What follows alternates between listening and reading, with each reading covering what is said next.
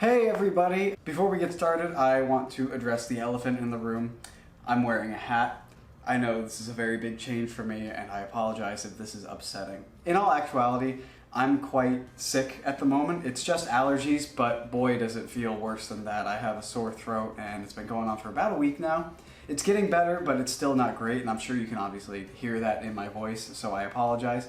It's also just been busy, and I've had some trouble with my monetization. It's just been a nightmare, But plus side for you, no ads on the videos. So today's video is going to be very, very similar to last week's video about the lost episodes of Gravity Falls, except this time around, we're going to be looking at some of the lost episodes of The Owl House. The Owl House is made by a lot of the same people that Gravity Falls was, such as Alex Hirsch, and as well as many, many, many of the animators. Each show deals with different content.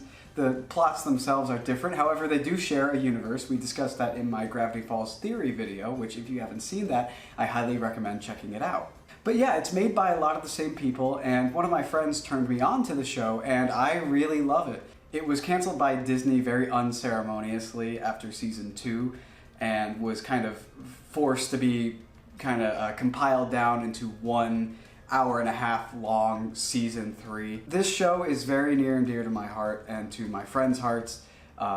It's really good, and if you haven't seen it, I absolutely recommend checking it out. So first, we're going to be going over some lost plot threads, some lost subplots, things like that, and then at the end, we're going to go over the storyboarded pilot that was recently discovered.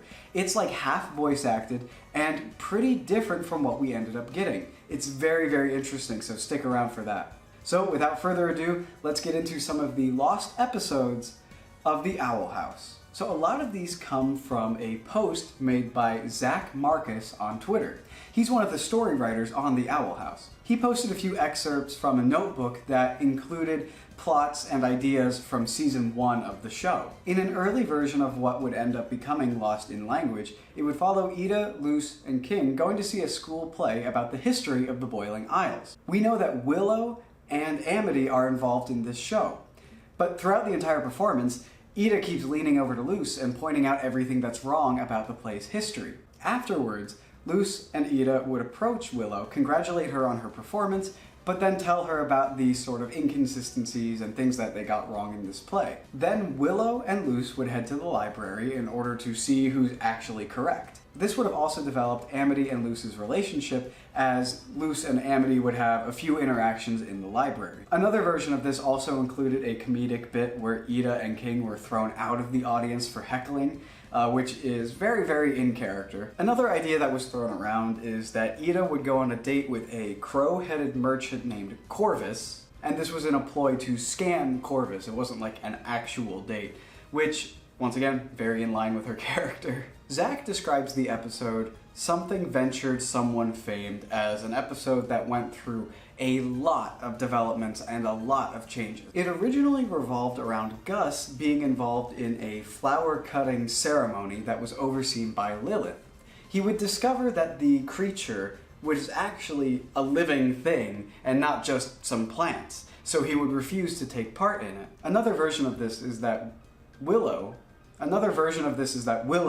would be the one who discovers that this plant is actually a living creature, and she would steal it before the ceremony happens, which would lead to Gus and Luce having to investigate where it went because they don't realize why it was stolen in the first place. This idea is one that I find to be very, very entertaining, and honestly, it's something I would love to see if, you know how they did the Gravity Falls shorts? I could see this working very, very well as an Owl House short. Basically, the episode would be Camilla focused, which is Luce's mom. King would be using Luce's phone to text Camilla and basically use her as a therapist. The plot would then progress to King sending Camilla a package of quote-unquote unspecified things. Luce, absolutely mortified by this, would have to use Ida's key in order to go to the human realm with King and stop the package from ever being delivered. Along the way, they would lose it and they'd have to explore the human realm and try to find the key in order to return home. I feel like this has a lot of room for comedic bits, especially having King in the real world for a little bit. All of his reactions to various things, such as giraffes and creatures that were cast out. I think it's a very interesting idea, but I don't know, especially with how the plot ends up going with how important getting to the human realm is. I wonder if having her and like having Luce go there with King under a very, very like comedic and low stakes story would sort of take away some of the gravity of how important getting there is. I don't know, maybe I'm talking out my butt here. I am sick, so if I'm saying anything strange, you can't blame me.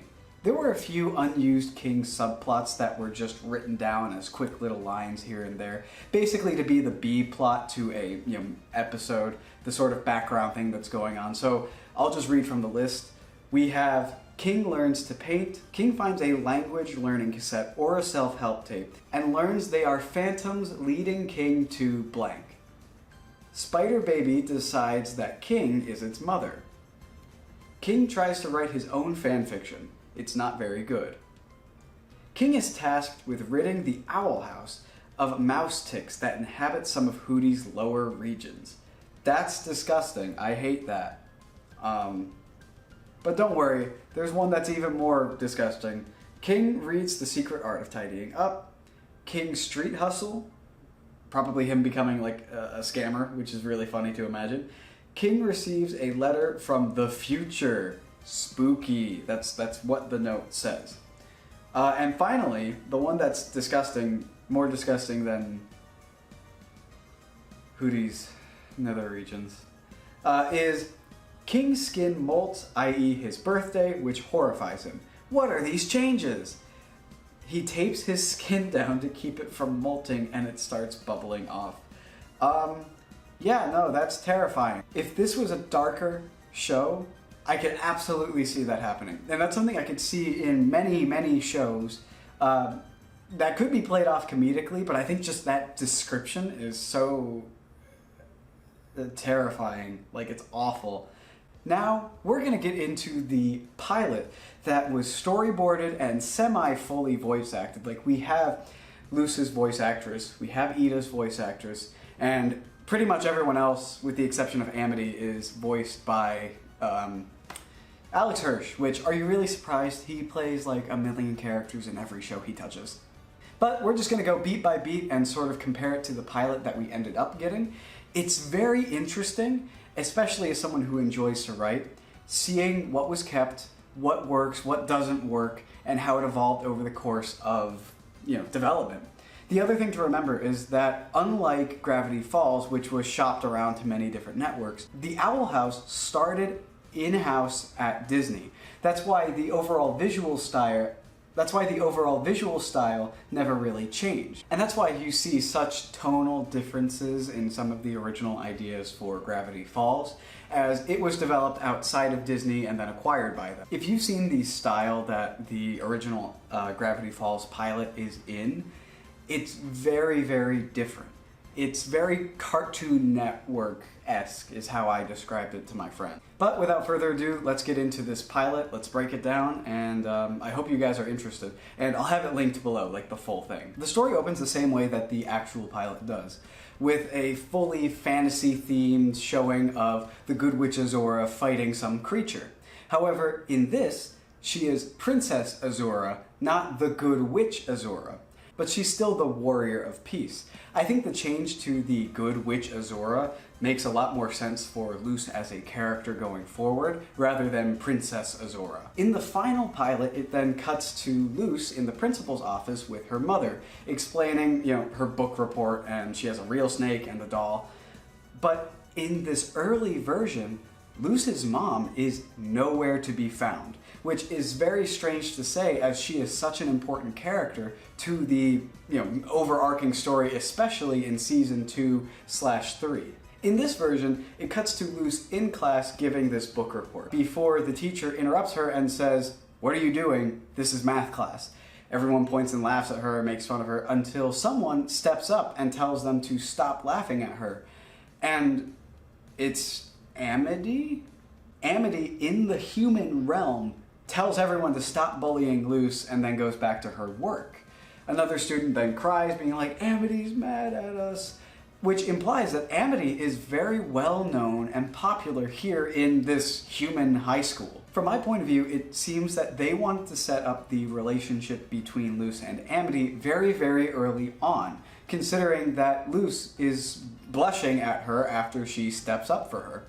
We then cut to Luce in the hallway being bullied before she goes to her locker, which is a shrine to the Princess Azura. And we get a little bit of foreshadowing here as Luce uses a hair clip, or some sort of clip, I guess, in order to lockpick the lock and get inside of her locker. And then we get a funny scene with Amity where Luce attempts to give Amity a drawing that she made of the two of them as like a thank you thing, but Luce got a paper cut, so she uses her blood as blush. I really love how in both versions, Luce is a weirdo, 100%. Really weird kid. But, oh my god, that's weird.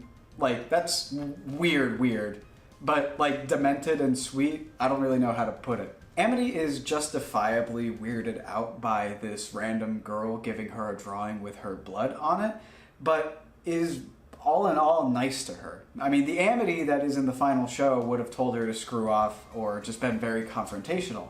But this Amity thanks her, albeit probably not genuinely, more so out of pity, but nonetheless, she's nicer to her. Like, she stands up for others. It's a very different yet similar take on the character. Amity then explains to Luce that she's an exchange student and is leaving soon. Luce then, the normal human response, boops this pretty much complete stranger on the nose. Because that's how you make friends. Amity ends up leaving, but she drops her passport, which is very clearly supposed to be like demon-inspired because it has horns on it. Luce picks it up and wants to return it to her new friend. Another comedic scene ensues where Luce is pretty much chasing the bus that Amity is on in order to try and give it back to her. Amity then goes into the house that we see Luce go into in the final release pilot that takes her to the Boiling Isles. However, this time around, Amity has a key that she puts into the door and it opens the portal to the Boiling Isles. Which, the fact that Amity has a key, and I mean, that's just... We'll cover all the questions when I get to the end. Amity enters, and then Luce follows, where she then gets a very similar establishing shot to what we would end up getting, basically showing the Boiling Isles and all the people and things like that. However, this time, we see a horde, pretty much, of all these other demons and creatures going through various different doors to other dimensions, which shows that in this world, interdimensional travel is like just another thing. Someone then approaches Luce and asks to see her passport, and when Luce is like, oh wait, this isn't mine, they say, wait a minute, are you a human?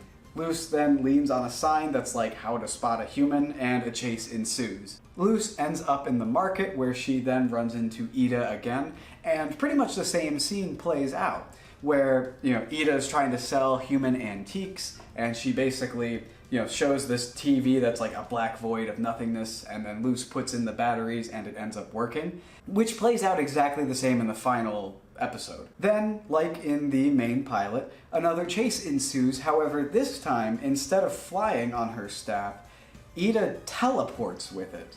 And that's where she shows off like her wanted sign, and it's a very similar thing where there's like graffiti on it. The staffs don't fly in this, at least in this episode, which is interesting. They go to the Owl House, which looks pretty much the same as the one we ended up getting. Hootie is still there, still as weird as ever. They end up taking an elevator into the lower levels of the Owl House. And the interior is a lot more spooky, is the best way to put it. Maybe it's just because there's no color in the drawing, so I can't really see what kind of shading they would want to do. But to me, it looks a lot more Halloween, witch, gothy, that kind of style. King has a very similar entrance, and Luce has a very similar reaction to him. They then go into the same backstory with King, where he was once a great king of the demons, and then his crown was stolen. This time, though, it's stolen by Lilith. Ida basically says that there's a box that only humans can open, and they need to go to the magic school for Luz to help them open the box and get King's crown back from Lilith. Luz is very much considering leaving at this point, but she looks at Amity's passport and ultimately decides to stay and help out these strange people. We see inside the school, which is very, very similar to what we ended up getting. There's a little fake out with it being a small schoolhouse, and then it expands into this giant, castle-like facility.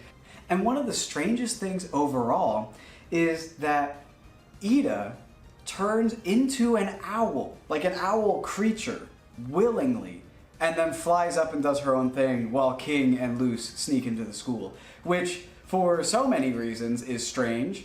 And we'll get to that, I promise. When Luz enters, it's, once again, pretty similar, but she ends up running into Lilith and having to hide in this, locker, which the lockers are of the same design. The bell is still someone screaming, and she ends up running into Amity, who is talking about her time in the human realm. She basically says that her parents force her to study at least part of the year over there, which is very, very interesting. This sort of sets up that Amity might be half human, half witch, which is very, very interesting. Amity unknowingly makes fun of Luz's drawing directly to her face, basically saying that, this weirdo girl gave it to her and it has her own blood on it. It's really creepy, which, fair, but also it's still kind of a sad moment. Finally, they meet up again in Lilith's office where the box is. There's the payoff with Luz being able to lockpick as she opens it, and once again, it is a Burger King crown. And they set up the whole, weirdos have to stick together kind of thing, and the Francois joke happens as well.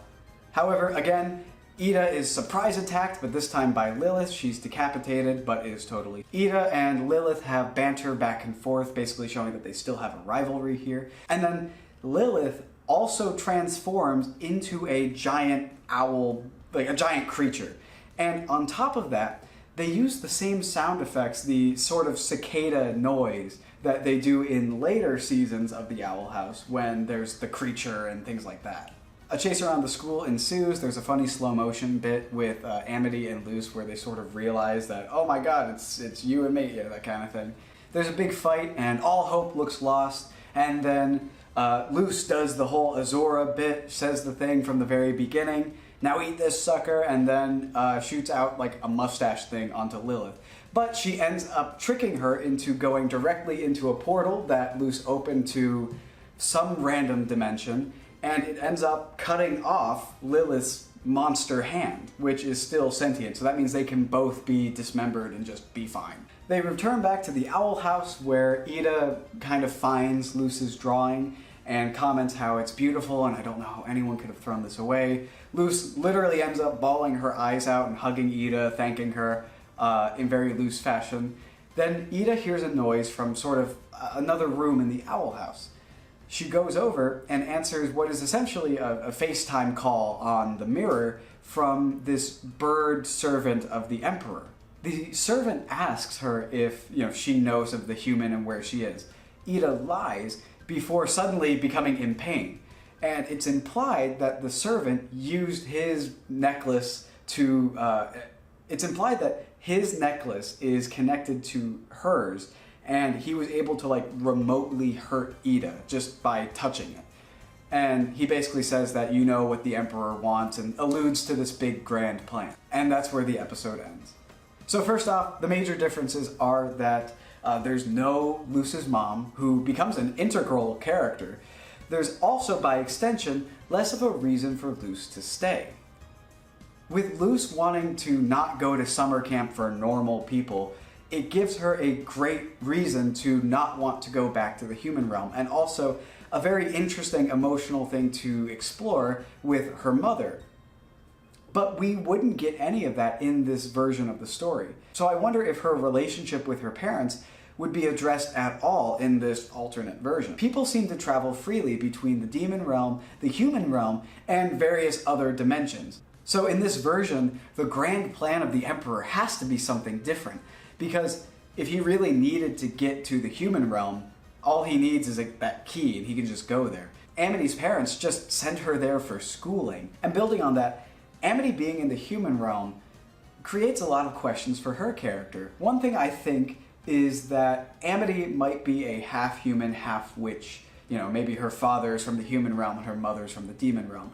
And so that's why she goes back and forth. But it also makes the question of, would a lot of the episodes actually take place in both the demon realm and the human realm? Would we have things escaping into the human realm that Luce and her friends have to stop from wreaking havoc?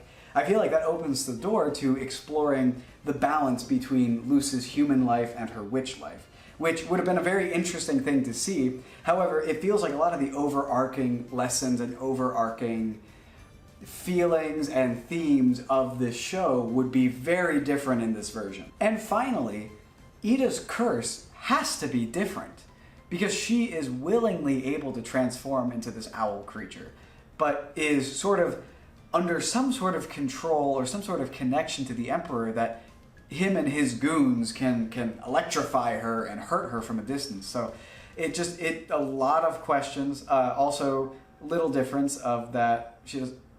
Also, a little difference that she doesn't fly around on her broom. She teleports with it, which I feel like I'm so glad they changed because just being able to teleport away from a bad situation feels kind of cheap. I feel like it takes away a lot of the fun and the tension of it. But yeah, that is it for the lost episodes and lost pilot of The Owl House. I hope you guys enjoyed. Because it is now October, because next week is going to be October, we're going to be covering some spooky videos, such as Over the Garden Wall, among other things. So I'm very, very excited to get into that. So I hope you all have a great morning or evening or, whatever.